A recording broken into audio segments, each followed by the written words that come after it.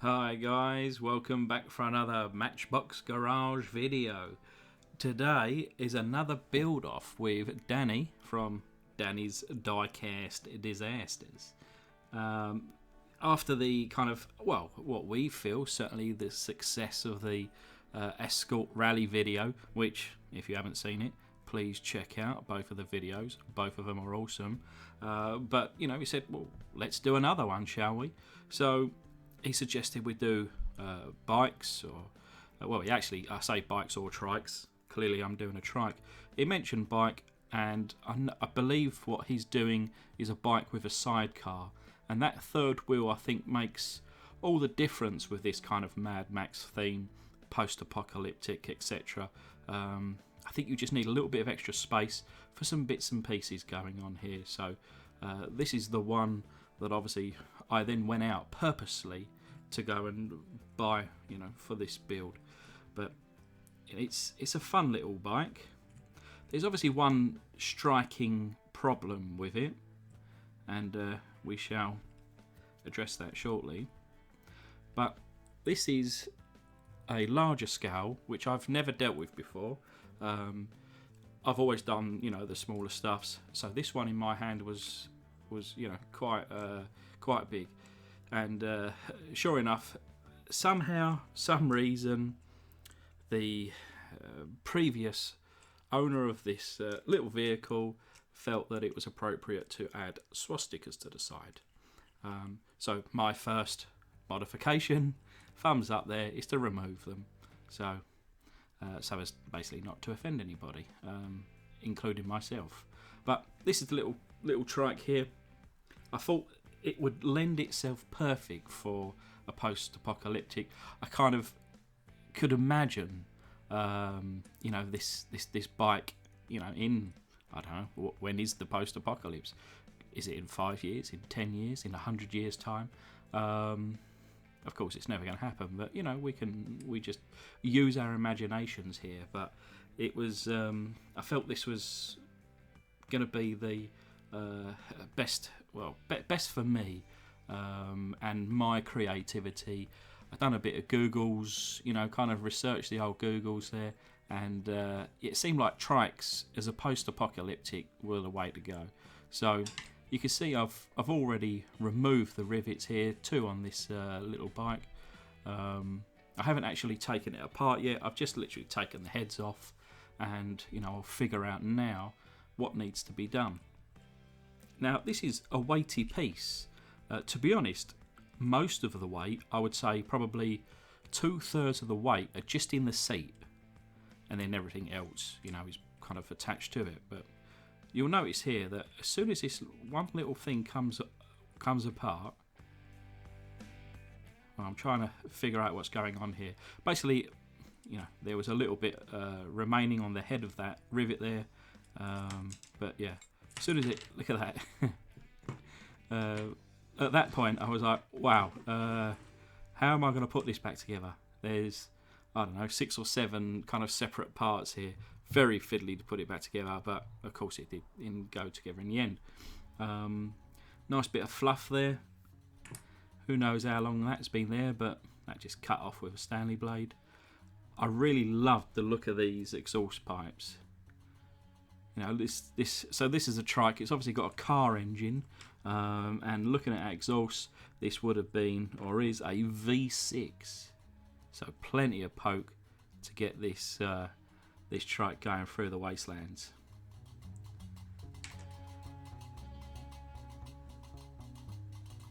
So it reads underneath here, Matchbox K47 Easy Rider.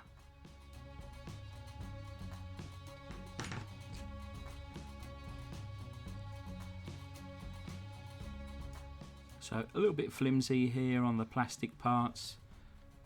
You know, they're old. And, you know, I didn't, like I say, at this point, I didn't really know how it went together or how it come apart. So this little piece I found, pulled it off, tried to break it down in as many pieces as possible to make it easier for me to kind of build it back up again. Little gas tank cover there.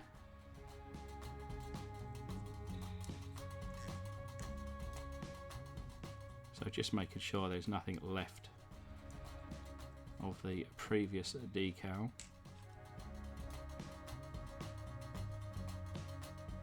So underneath here it reads, it's a patent number 1974. So it's got some age to this one. What's that, 45 years old? On the other side, made in England, Lesney Products.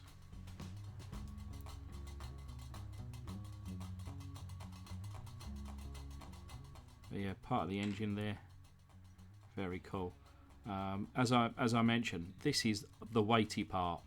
This is solid, this is, and it's got, I don't know how much it weighs, but you know, in comparison to the cars that I normally deal with, just in this seat I'd say is probably 5 cars put together.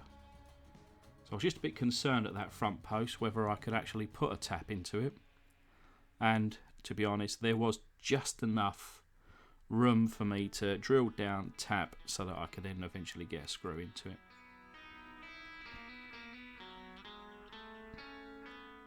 Now, considering the first decal, kind of, you know, to see then love hearts and some other bits and pieces didn't really suit, but there we are.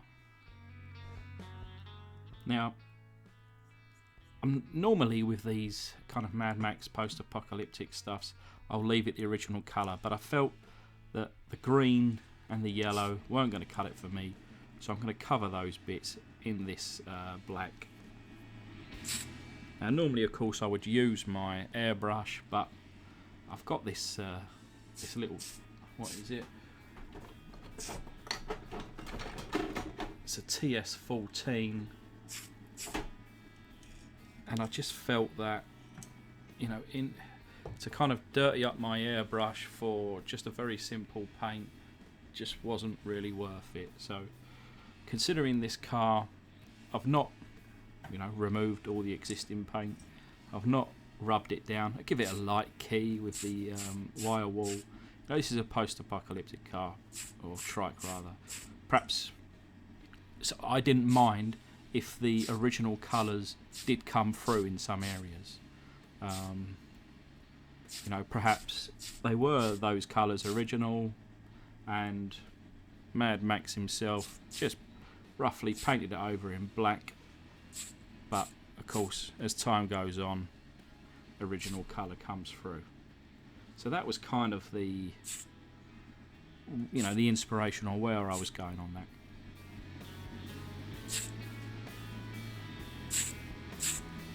Of course, as a reminder, Danny's video and his channel will be linked down in the description. Please do make sure you check it out. I must admit, this black paint does go on beautifully. And the reason why I bought it was to do bases. Now, if I'm painting a car white, green, pink, blue, purple, whatever, to kind of clean out my airbrush, then run black, you know, it takes a long time to do that. So to use this Tamiya aerosol for bases, and I probably will only use it for bases here on in, yeah, I thought that was the way to go. And in fact, I think I picked up this tip from the main man, Marty himself.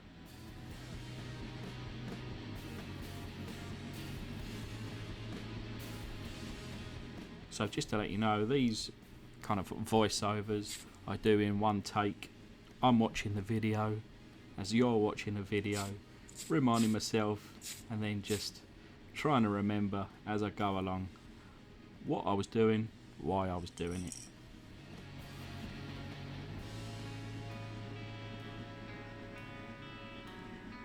So you can kind of see there, it's not perfect, but that's fine. It's certainly going to get worse than this. So, you know, this was kind of like phase 1, perhaps. Now here's all the plastic parts now, which were in chrome. I'm going to use this silver Vallejo.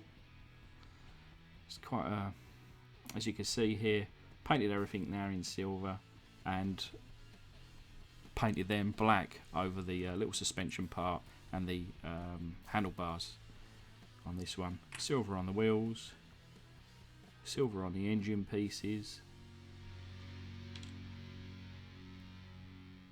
on the headlight, and then followed up with a little bit of yellow. The yellow lights I seem to be going for is kind of like, not my trademark, but you know, I prefer the yellow lights on the Mad Max series. Silver there on the engine, silver on the exhaust, and then a little bit of black there, just to mimic that they were actually exhaust and open. Look at that in that reflection. Beautiful that is. It's like glass. And bearing in mind, I haven't actually rubbed that down. I've just gone straight over that dirty old red, you know. So that could be immaculate, but it was fine for obviously what I'm going to be doing.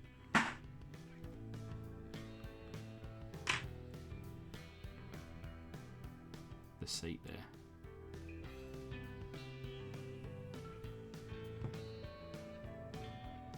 Now I'm going to go and rough it all up. So this is, I guess, you know, I could have put that back together and it would have been finished like a little custom, but obviously that's not post-apocalyptic. So I've roughed it up, but rather than having it green and roughed up, I wanted it black and roughed up.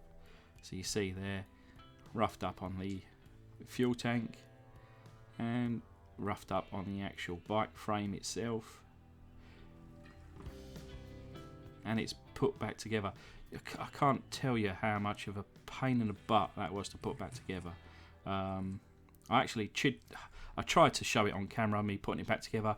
It took too long, it was too fiddly, it was out of frame because I wanted to smash it into a further 20 pieces. But here it is back together. Now this is kind of, I guess you could really say phase 2, because phase 1 it would have been nice and clean. Phase 2 I've now scuffed it up, and again you could leave it like this, but you know, that's not the aim of this video. So I'm now considering, what do I put on the back here? I'm thinking, what can I put on the front here? I'm thinking maybe I could put some guns on this one. Where would I put it? You know, I'm just having a little look. You know, thinking how to weather it. So here we are with a couple of skulls and a couple of chains. So you see there, super glued a skull, wrapped it in chains on the back, the skull on the front, super glued on, painted white, and then wrapped in chains as well, which I think looks very cool. And then if you noticed a little while ago, I want to say probably this week, or last week rather, Elijah sent in some bits and pieces, which of course thanks again mate, but in there was this kind of like, I don't know, tank top, which with the smaller size scowl I was thinking I'm never going to get to use this piece, but actually being a larger one, this was the perfect opportunity. So I'll tell you what, I'm trying to figure out where to put it onto the bike now. Pause the video, add down at the bottom where you think I'm going to add these guns.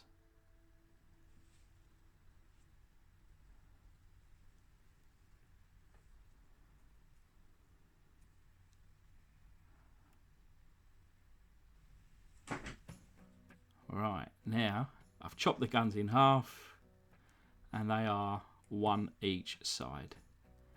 I think that is pretty awesome. To be honest, they didn't work anywhere else. They were too big. They needed to be cut in half to work for me, and one each side, you know, what more do you need? And you know, I've done some little tests making sure there was no issues with the turning. You can see from the top they don't get in the way.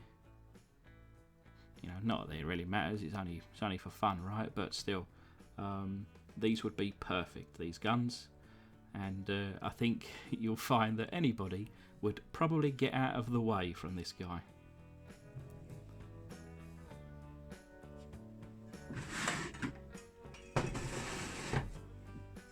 But I'm going to pick out my kind of go-to Citadel Known Oil, and I'm going to cover it. And this to me is where it really makes the difference. It's still wet in this part here, as you can see. Just try not to touch it, but with a brush, roughly, just cover the whole lot.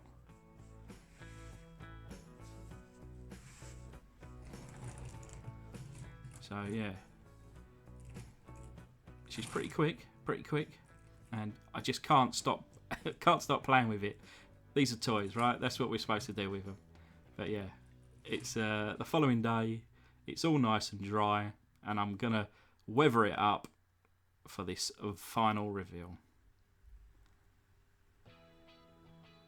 And there we are. I hope you like it. I really like it. Compared to, you know, what it was well, one, some racist skinheads toy, but after that it was, you know, taken down into bright colours, almost looks a bit silly. Now this is how it should have looked. Covered in realism, skulls, chains, guns. This is a boss's car. If you're in a post-apocalyptic group, this is the man you want to be leading you. But I'll take this opportunity to thank my Patreons, and of course I want to give a big thanks again to Danny.